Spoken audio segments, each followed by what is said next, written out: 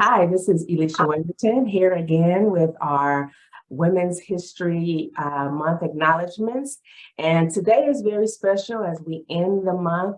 We actually have today with us the daughter of a former teen mom. And so I'm excited to have this conversation with her to discuss her experience growing up with a mother who was a teenager and where she is, where her mother is, and we'll get into it. So with us today, we have Leah Ayula, formerly known as Leah Moore, but yay, she just got married a few months ago. Congratulations.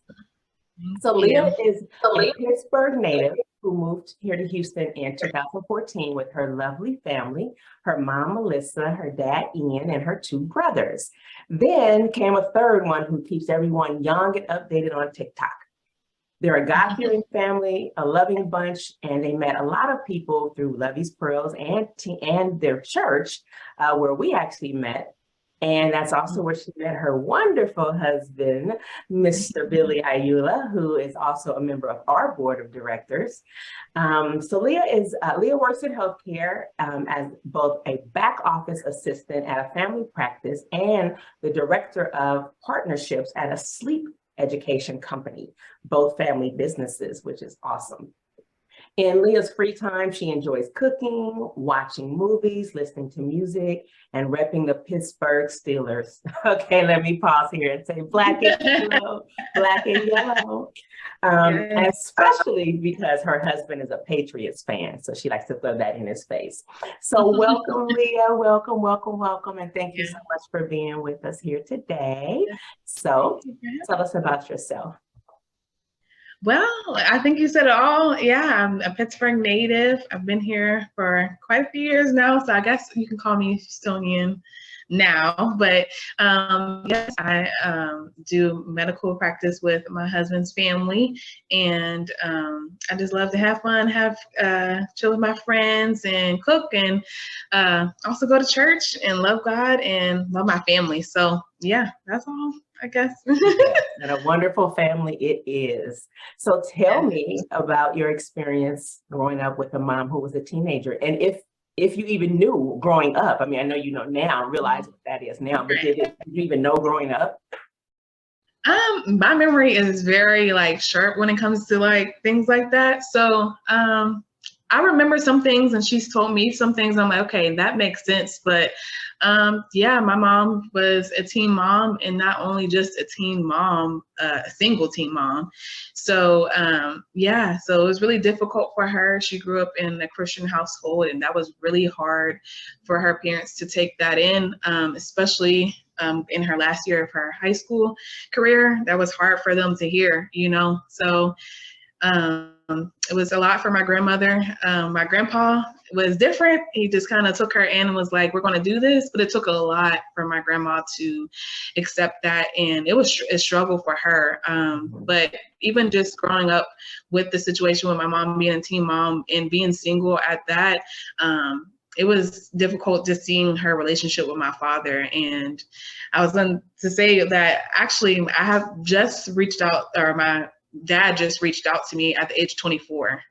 So I haven't talked to him since 6, and he reached out to me on my birthday. So it's just seeing that. And even when he was reaching out to me, the first thing he wanted to tell me was the situations why he was kept from my mom. So, it was difficult to talk to him about that. But I know that all the things that she's gone through as an individual and as a mom, the sacrifice she made was, one I could never repay her for.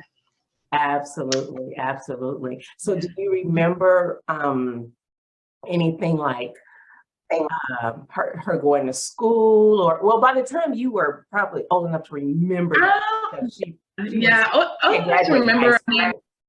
Yes, not the high school part because she was a senior, right. But my mom's on the career of a cosmetologist, and I was little, and she could not afford daycare, so I used to go to cosmetology school with my mom, and she would pack my bag, pack her bag, and literally every day we would go to cosmetology school, and I would get my hair done for free, and I used to sit in a chair and color. And I just remember everybody wanted to just talk to me and do my hair and carry me. And I remember it was hard for her, but she made a way, and it was something that they weren't supposed to let her do, but she was able to, and God provided a way for me to be able to be at school with her. And it was a blessing, but I got through all of that. Yeah. Yeah. So see, that's a great memory to be able to appreciate what she had to go through. Like, you literally had to go to school with her in order for her to do that, to establish a career so that she could take care of herself and you.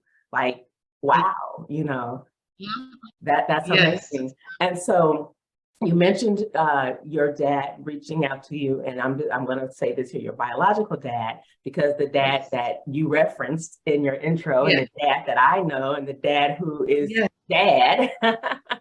So tell me just about that memory, and what, as a grown woman now, what does that mean to you that he took you guys in as a family and made a family? It's great to know that, like, when you are a woman and have your own child, you come with something, you know, and it's already difficult as a woman to date, to get in a relationship, but it's even more difficult to have a baby or have a child, to now say, I have to accept you, you have to accept me and my child. But it's been a blessing to be able to say that he's seen me since the start. He started dating my mom when I was 1, and they got married when I was 2. So he's always been there.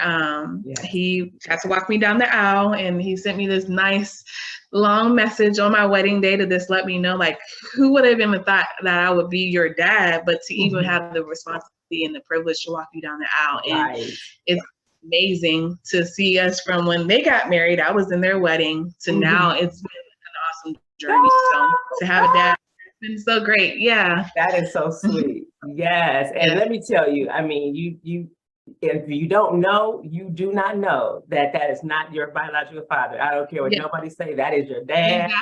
That's how he acts. Mean, I felt for him when I knew you guys were going to get married and stuff, and I was like, oh, and I know he loves Billy, but I'm like, he's losing his girl, you know, because I know how much he loves you.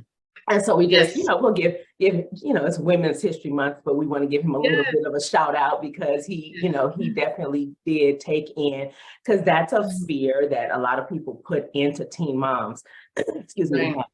Nobody's gonna want you, you know, because you already have a baby. And so, so, you know, shout out to Ian for seeing Melissa, loving her, and accepting you and taking you in as his very own. And so I know Melissa, and she actually has connection with Lovey's Pearl. She helped me in the beginning with one of our curriculums. So I do know a lot of her story. And I know that it was very tough for her, one, coming from a very religious family, as most of our girls do, you know, have that same experience, and the shame and, you know, the embarrassment. But there was something that one particular lady, I can't think if it was at the church or the program. So she was able to participate in a program that supported teen moms, very rare. And I think the lady might have been there, but either there or at the church, that told her that your baby is a gift from God, you know, and that just kind of made her feel a little better. It took away some of the shame and the guilt that people were laying on her. And that's important, because it's not just about, oh, you know, you had sex, you got pregnant, you're having a baby. It's a little more than that, because by the grace of God, some of us, you know, most of us probably, you know, are not teen parents or you know, what have you. And for us, Lovey's Pearls as an organization, we're not saying, oh, you know, you did a great thing, but what we're saying is it happened and life goes on. And so we just want to be here to support, you know, those who are walking that path.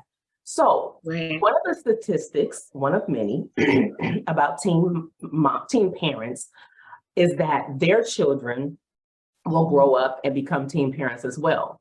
So what do you think allowed you from going down that path? I think a lesson that my mom had to learn on her own. There was a lot of things that my grandmother didn't talk to her about.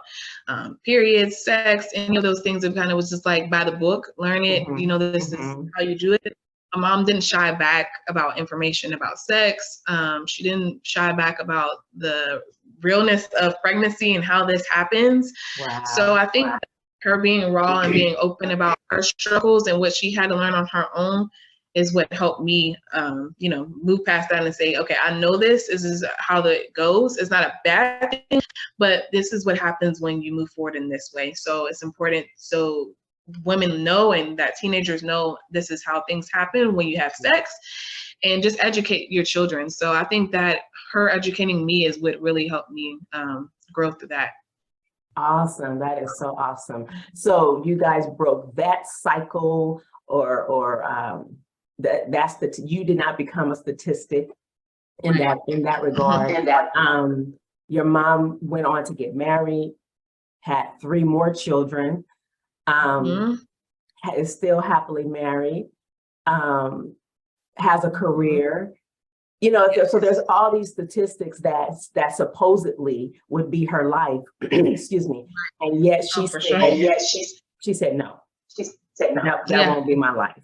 This happened, and I'm going to move on and go forward. And so she's a prime example of what we're trying to do at Lovey's Pearls to ensure that our teen moms know that this is something in life that happened, and then there's life beyond that. And it's more so a choice, you know, a choice that you make to be determined to take care of you and your baby, make sure you guys are good, you know, go through life, you know, have a career, a family. All of that is possible if that's what they choose. And so having you on to talk about your mom and your experience with her, I just hope it just sheds another perspective on, you know, teen moms and what can happen. And so you're an example of what can happen with a teen mom. She can have a beautiful daughter who grows up to have a beautiful life, get married, and then one day have your own children. So what I'm trying to think, there's another question that I have. And I'm just trying to figure out how to word it. What would you say to teen moms? You kind of did touch on that, but what would you say to teen moms about how they would encourage their children?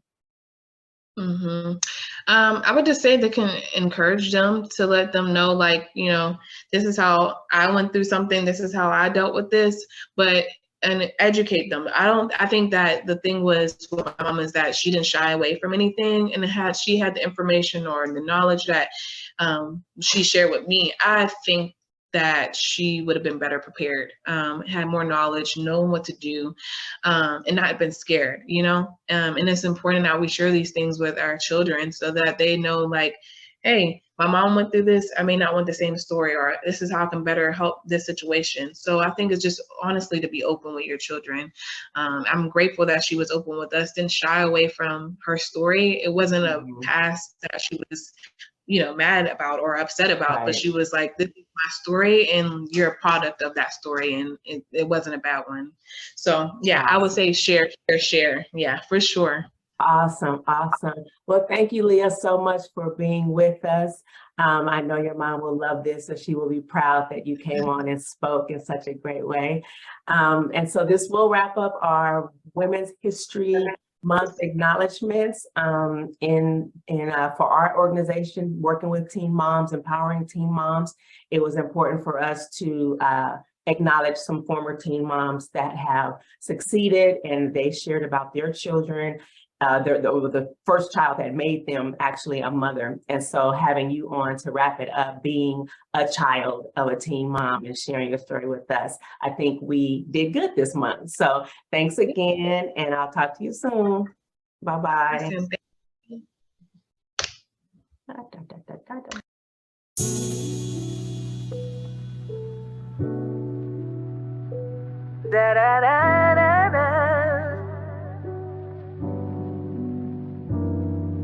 Things don't know always go according to plan.